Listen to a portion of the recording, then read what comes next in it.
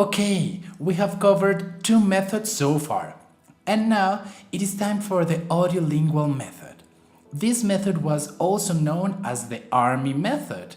It was used to train soldiers to sound more like native speakers so that they weren't discovered when they were abroad on a mission.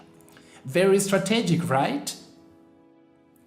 In order for them to be taught, they went through a very behaviorist training in which their accurate performance in the second language was reinforced through positive stimuli and feedback.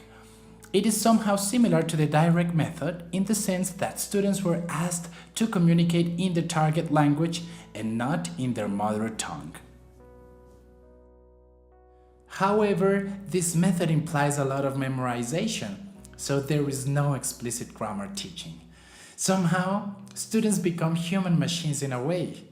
Well, at that time the purpose was clear, and probably they didn't have a chance for mistakes. Imagine if a soldier was caught. But this method also implies a lot of drilling and repetition. They made students repeat until they could use the language without help and until they could sound natural. But we don't really recommend a lot of repetition, because in this method, teachers control what students say, and if they control what students say, then students won't have the chance to express their spontaneous feelings and their emotions or thoughts. If they don't say what they are expected to say, they would receive negative feedback. We can really see that this method is the opposite of communicative language teaching. So, along with the grammar translation method, the audiolingual method is another method that we don't recommend. Now, you might be wondering what students used to do in class. Well, in order to analyze this method more carefully, we are going to see 4 concepts about what students used to dedicate their time when they were learning in class. 1. Repetition. Well, this concept is very clear and basic, so we don't have to explain a lot of it, but students were expected to repeat when they would hear something, and they needed to repeat it as soon as they hear it. 2. Inflection. For example, teacher says, "I have dinner." Then, students have to change the form according to their teacher's instruction. I had dinner, I have had dinner, I had had dinner, and so on and so forth. 3. Replacement. We change a word for another one. For example, pronouns.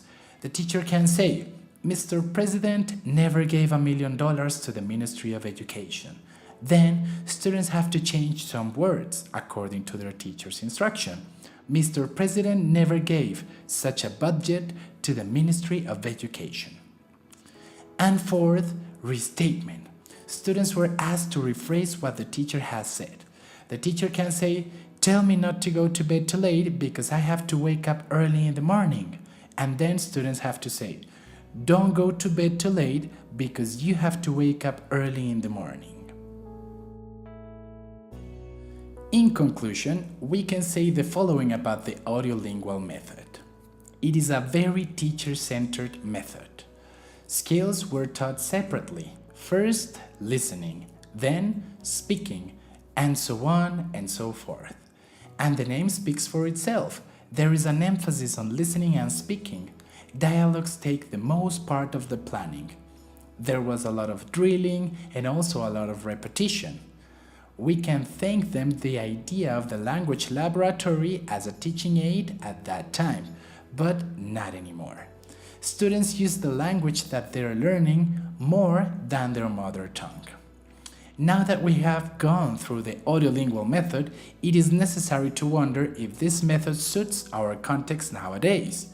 Answer the following questions based on your ideas. Question number 1. Would you use this method or would you combine it with some other ones? Why? Question number 2. What are the advantages and disadvantages of using this method?